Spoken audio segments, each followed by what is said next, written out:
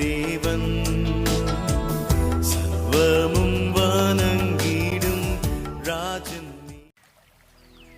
பிதாவாகிய தேவனாலும் நம்முடைய கர்த்தராகிய இயேசு கிறிஸ்துவினாலும் உங்களை இந்த வீடியோவில் வாயாக சந்திப்பதில் மிக்க மகிழ்ச்சி.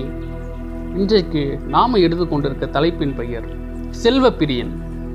ஆதார வசனமாக பிரசங்கி 5ஆம் அதிகாரம் 10ஆம் வசனம். பணப்பிரியன் பணத்தினால் திருப்தி அடைவதில்லை, செல்வப்பிரியன் செல்வ பெருக்கினால் திருப்தி அடைவதில்லை, இதுவும் மாயையே.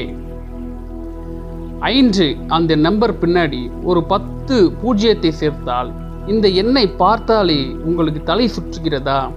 இதை இந்தியாவில் 5000 கோடி என்கிறோம். மேலை நாடுகளில் இதை 500 மில்லியன் என அழைக்கின்றனர். ஃபோர்ப்ஸ் என்ற நிறுவனம் எடுத்த கணக்கின்படி 2011ஆம் ஆண்டில் உலகம் முழுவதும் 1210 பணக்காரர்கள் 5000 கோடி ரூபாய்க்கும் அதிகமான சொத்தும் பணமும் வைத்துள்ளனர். மெக்சிகோ நாட்டை சேர்ந்த கார்ல் ஸ்லிம் என்பவர் 3,70,000 கோடி ரூபாய் சொத்து உள்ளது. பில்கேட்ஸ் இந்த அமெரிக்கரிடம் 2,80,000 கோடி ரூபாய் சொத்து உள்ளது. புள்ளி விவரப்படி இந்தியாவிலும் இது போன்ற பெரும் பணக்காரர்கள் 57 பேர் உள்ளனர். இவர்களுள் பிரபலமானவர்கள் லக்ஷ்மி மிட்டல், அம்பானி சகோதரர்கள் மற்றும் பலர். இவர்களை பில்லியனர்கள் என்று அழைக்கின்றனர்.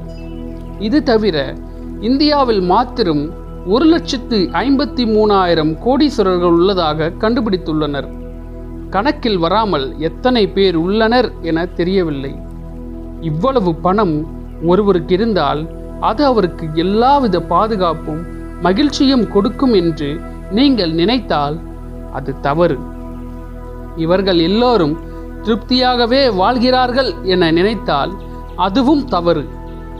இவர்களிடம் சில புள்ளி விவரங்களை சேகரித்த போது 42% பேர் ஏற்கனவே இருக்கும் பணத்துடன் இன்னும் $75 லட்சம் அதாவது 37 கோடி ரூபாய் இருந்தால்தான் பணக்காரர் என்ற எண்ணம் வருமாம்.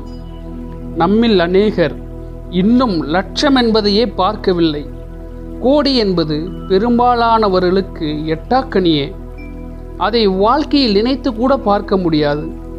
ஆனால் எத்தனை கோடி ரூபாய் கொடுத்தாலும் உலகம் தரக்கூடாத சமாதானம், மகிழ்ச்சியை கிறிஸ்துவுக்குள் இலவசமாக அனுபவிக்கிறோம்.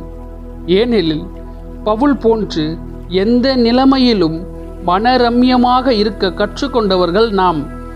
ஒரு நிமிடம் யோசித்து பாருங்கள். உங்களிடம் இந்த திருப்தி, மனரம்யம், சமாதானம், மகிழ்ச்சி உண்டா?